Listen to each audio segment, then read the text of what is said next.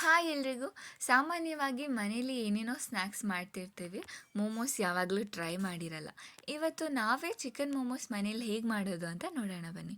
ಮೊದಲಿಗೆ ಮೋಮೋಸ್ ರೆಡ್ ಚಟ್ನಿ ಹೇಗೆ ಮಾಡೋದು ಅಂತ ತೋರಿಸ್ತೀನಿ ಬನ್ನಿ. ನಾನಿಲ್ಲಿ ಒಂದು 4 ಜನಕ್ಕಾಗೋಷ್ಟು ಮಾಡ್ತಿದ್ದೀನಿ. ಸೊ ಇದಕ್ಕೆ ಒಂದು 5 ರಿಂದ 6 ಒಣಮೆಣ್ಸಿನ್ಕಾಯಿ, ಹಾಗೆ ಒಂದು 3 ಬ್ಯಾಡಗೆ ಮೆಣಸಿನ್ಕಾಯಿ ಮತ್ತು 2 ಟೊಮ್ಯಾಟೊ. ಇದಕ್ಕೆ ಸ್ವಲ್ಪ ನೀರು ಹಾಕಿ ಚೆನ್ನಾಗಿ ಬೇಯಿಸ್ಕೊಬೇಕು. ಬೆಂದ ನಂತರ ಟೊಮ್ಯಾಟೊ ಸಿಪ್ಪೆನ ಪೀಲ್ ಮಾಡಬೇಕು. ಅದು ಸ್ವಲ್ಪ ತಣ್ಣಗಾದ ಮೇಲೆ ಮಿಕ್ಸಿ ಗ್ರೈಂಡರ್ಗೆ ಹಾಕಿ ಬೇಯಿಸಿದ ನೀರು ಸ್ವಲ್ಪ ಹಾಕಿ ಸಣ್ಣದಾಗಿ ರುಬ್ಕೋಬೇಕು. ಆನಂತರ ಒಂದು ಪ್ಯಾನಲ್ಲಿ ಸ್ವಲ್ಪ ಎಣ್ಣೆ ಹಾಕ್ಕೊಂಡು 3 ಎಲ್ಕು ಸಣ್ಣದಾಗಿ ಚಾಪ್ ಮಾಡಿರೋ ಬೆಳ್ಳುಳ್ಳಿ ಹಾಗೆ ಅರ್ಧ ಇಂಚು ಶುಂಠಿ ಹಾಕೊಬೇಕು.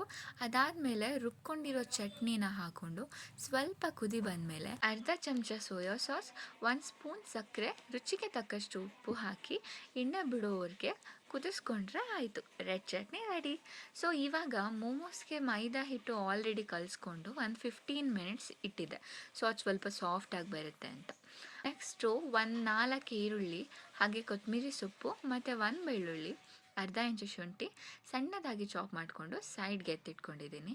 ಇವಾಗ ಒಂದು ಜಾರ್ಗೆ 1/4 kg ಬೋನ್ಲೆಸ್ ಚಿಕನ್ ಒಂದು ರೌಂಡ್ ಗ್ರೈಂಡ್ ಮಾಡ್ಕೊಂಡಿದ್ದೀನಿ. ಒಂದೇ ರೌಂಡ್ಗೆ ತುಂಬ ಸಣ್ಣ ಆಗುತ್ತೆ, ಸೊ ಸಾಕು.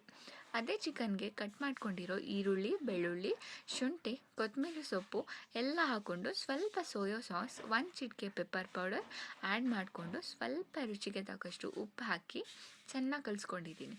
ಇದೆಲ್ಲ ಆದಮೇಲೆ ಮೈದಾ ಹಿಟ್ಟು ಕಲಸಿದ್ನಲ್ಲ, ಅದರಲ್ಲಿ ಪೂರಿಗೆ ಮಾಡ್ಕೊಳ್ಳೋ ಥರ ಸಣ್ಣ ಸಣ್ಣ ಉಂಡೆ ಮಾಡ್ಕೊಂಡಿದ್ದೀನಿ.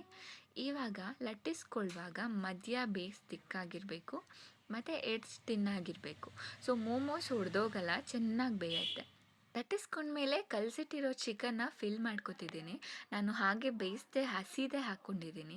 ನೀವು ಬೇಕಿದ್ದರೆ ಅದನ್ನ ಸ್ವಲ್ಪ ಎಣ್ಣೆ ಹಾಕ್ಕೊಂಡು ಫ್ರೈ ಮಾಡಿ ನಂತರ ಫಿಲ್ ಮಾಡ್ಕೊಬೋದು. ಬಟ್ ಎರಡೂ ಕೂಡ ಚೆನ್ನಾಗಿರುತ್ತೆ. ವಿಡಿಯೋದಲ್ಲಿ ತೋರಿಸಿರೋ ಹಾಗೆ ಡಂಪ್ಲಿಂಗ್ಸ್ ಮಾಡಿಕೊಂಡು ನಾವು ಹೇಗೆ ಇಡ್ಲಿ ಬೇಯಿಸ್ತೀವೋ ಅದೇ ಥರ ಇಡ್ಲಿ ಪಾತ್ರೆಗೆ ನೀರು ಹಾಕಿ ಮೋಮೋಸ್ನ ಪ್ಲೇಟಲ್ಲಿಟ್ಟು 15 to 20 ಮಿನಿಟ್ಸ್ ಮುಚ್ಚಳ ಮುಚ್ಚಿ ಬೇಯಿಸ್ಕೊಂಡ್ರೆ ಆಯಿತು. ರೆಡ್ ಚಟ್ನಿ ಜೊತೆಗೆ ಟೇಸ್ಟಿ ಮೋಮೋಸ್ ರೆಡಿ.